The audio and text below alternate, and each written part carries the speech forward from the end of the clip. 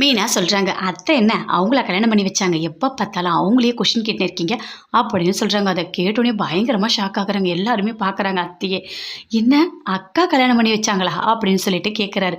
ஐயோ அதெல்லாம் ஒன்றும் இல்லை, நான் வந்து சும்மா சொன்னேன் அப்படின்னு சொல்லிட்டு மீனா சொல்கிறாங்க.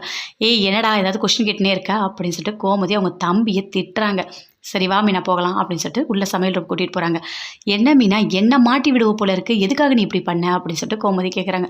அத்தை நான் வேணும்னு சொல்லலை, ஏதோ ஒரு ஃப்ளோவில் வந்துருச்சு அத்தை அப்படின்னு சொல்கிறாங்க.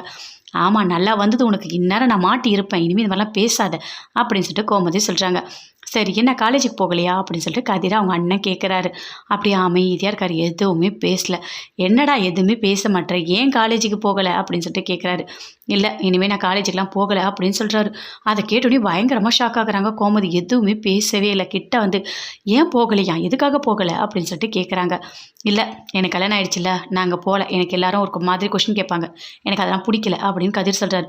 ஆமாம் இதெல்லாம் நீ கல்யாணத்துக்கு முன்னாடியில் யோசிச்சிருக்கணும், இப்போ எதுக்காக யோசிக்கிற, கல்யாணம் பண்ணிட்டீங்கல்ல, 2 பேரும் சேர்ந்தே போங்க, ஒழுங்காக போய் படி, இன்னும் 3 மாதம்தான் இருக்குது, அதுக்கப்புறம் பார்த்துக்கலாம் அப்படின்னு சொல்லிட்டு அவங்க அண்ணன் சொல்கிறாரு.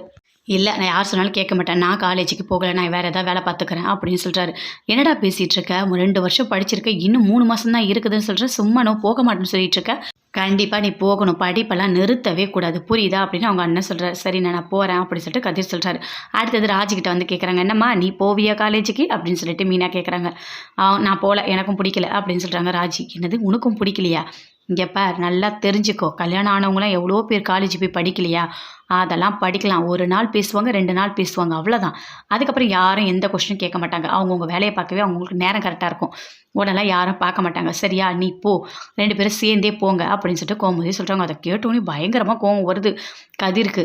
என்னெல்லாம் கூட்டு போக முடியாது, நான் தனியாக தான் போவேன் அப்படின்னு சொல்லிட்டு இருக்காரு. அதுக்குள்ளே கோமதியோட மாமா வராரு. இங்கே பாரு இந்த சின்ன பைக் வேண்டாம், நீ பெரிய பைக்கில் கூட்டிகிட்டு போ அப்படின்னு சொல்கிறாரு. எனக்கு பைக்கும் வேணாம் ஒன்றும் வேணாம் அப்படின்னு